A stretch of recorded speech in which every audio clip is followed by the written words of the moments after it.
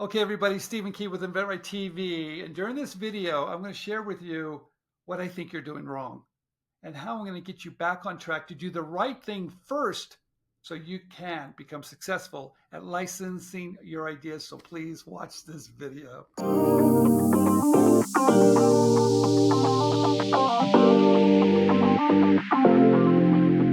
All right, this is Stephen Key. I want to welcome you back to inventRightTV.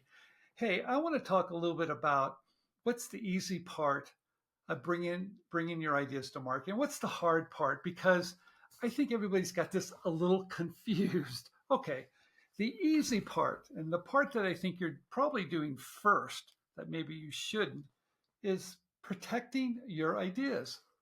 That's right. I think the first thing that people do because they're scared that they think someone's going to steal their idea is that they run out and they file a patent or they file a provisional patent application. And I have to tell you, that's easy to do. That's the easiest thing in the world to do. That's not hard to do. That's putting the right information together, calling a patent attorney or patent agent, or maybe writing your own provisional patent application. You guys, anybody can do that. That's simple. All right, so the second thing people like to do is they like to spend a lot of money on prototypes. And you have to realize I love prototypes. They can be expensive if you cannot make them yourself, but you could also do a 3D computer generated sample of what your product could look like. But that's easy to do too. You guys, building prototypes is a piece of cake. You could hire somebody, do it yourself, but that's easy. So the two things that you're doing at the very beginning is the easiest thing in the world. You're protecting it and you're building a prototype. Anybody can do that. That's easy. And that's the first thing you are doing. But let me tell you what the hard thing to do. The hard thing is to market it, to sell it, to get it to a company to see if they want it. That's the hardest thing to do. So I think everybody's got it backwards. I like to think that you do the hard stuff first to see if you even have an idea that people want. There it is. Let's do the hard stuff first to see if anybody wants my idea. Because then maybe I file for a patent or a provisional patent application, or maybe then I build that prototype. But I have a reason to do those things because now I know there's a company that wants my idea. All right. My patent attorney at the very beginning told me something. He gave me the best advice. He said, Steve, protection's easy. He goes, we can do that. The hard part is selling it. And he was absolutely right. That is the hard part. So I think you got it backwards here. And I know that sometimes you think the first thing I'm going to do is protect it. All right, I get it. But I don't think that's the first thing you do. I think you determine if someone even wants your idea. Now, how do you do that? How do you test the market to see if you have a good idea without disclosing that idea? Okay. People ask about that all the time. How do I do this? Well, it's not that hard. You guys, I believe when people license or even purchase eventually your product, they're purchasing the benefit of your idea. Yeah, they're buying your product, but they really want the benefit of what they're going to get from your idea. That's what they want. So when you learn that you're really selling benefits, even when you license it to a company, you're selling the benefit, or even when eventually they produce it and you sell it to that customer, they're selling the benefit of your product. If you really understand that's the most important thing to do, you're going to do that first.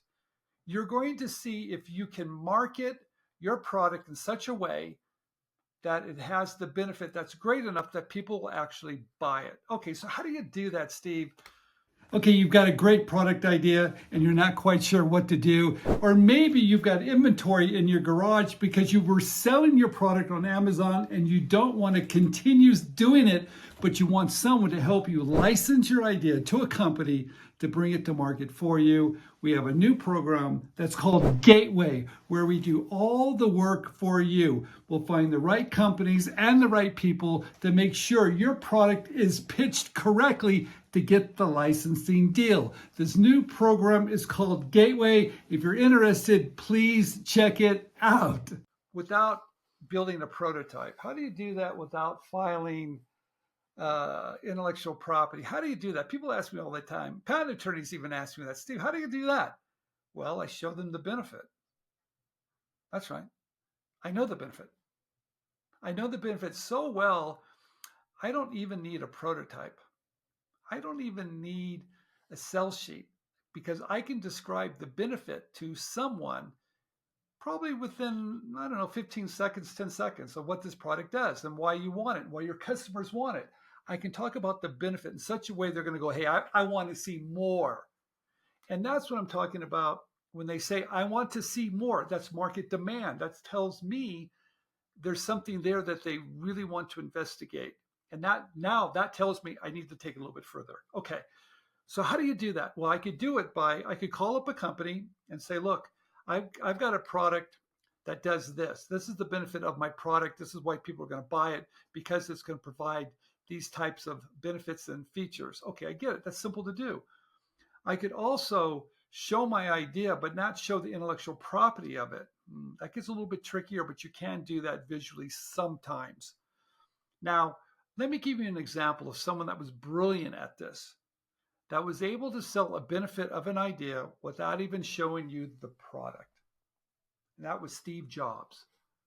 When he came out with the iPod, he was able to describe it in such a way he didn't even need to show the product. In fact, James, you're going to show these silhouettes of people dancing, because he had these silhouettes of people dancing, but all he said was this. This is his one-line benefit statement, or his value proposition was this: how would you like 1,000 songs in your pocket? Well, at the time, there was no way to get all that music in your pocket. Of course, people want it. They love it. They didn't care how to make it. They didn't care about the intellectual property. They didn't care about any of that. He was able to sell the benefit in such a way they didn't really care how it was done. So I'm here to tell you, I think everybody's doing it the hard way. I think you're filing patents fast first. I think you're building prototypes too early on. I think you're doing all this stuff. But the hardest part of all of this is selling the benefit of your idea to a potential licensee, or to just about anybody, even your consumers. Eventually, when your product gets out there, whoever is in charge of creating demand is going to have to be able to sell that benefit in such a way that people will want to buy it. All right, so I'm a big believer in that. If you want to stay in this game long enough, you have to be smart. And you have to be smart how you spend your money. You have to be smart in such a way that you can come back and do it again and again and again and again.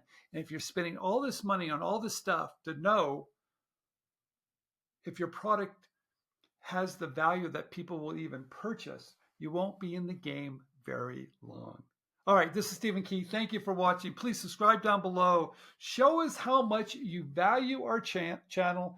Show us how much you want us to keep doing these videos to help you become successful at commercializing, sharing your creativity with the world.